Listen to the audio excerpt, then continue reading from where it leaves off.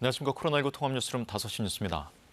확진자 수가 최고치를 기록하고 위중증 환자 수가 이틀 연속 500명대를 나타낸 가운데 사망자는 29명이나 늘었습니다.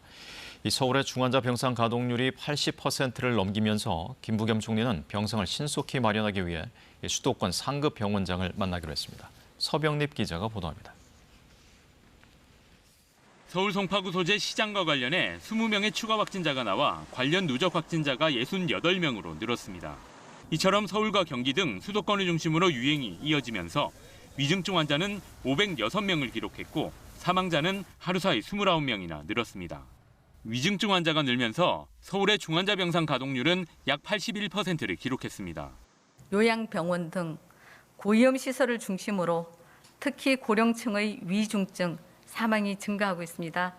요양병원, 요양시설의 입소자와 종사자께서는 4개월로 단축된 일정에 따라 추가 접종을 꼭 받아주시기 바랍니다. 경기와 인천의 중환자 병상도 10개 가운데 7개 이상이 사용 중인 것으로 집계됐습니다. 전국적으로 현재 입원 가능한 중환자 병상은 408개 남아 있습니다. 확진자 증가에 따라 수도권에선 병상 배정 대기자도 발생하고 있는데 오늘 0시 기준 대기자는 423명입니다. 재택치료를 받고 있는 환자는 4,272명으로 집계됐습니다.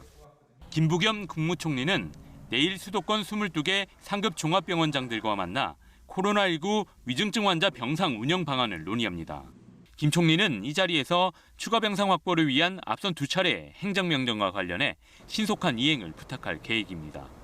코로나19 신규 확진자는 국내 발병 이후 최다인 3,292명을 기록했습니다. 특히 신규 확진자가 이틀 연속 3,000명대를 기록한 건 이번이 처음입니다.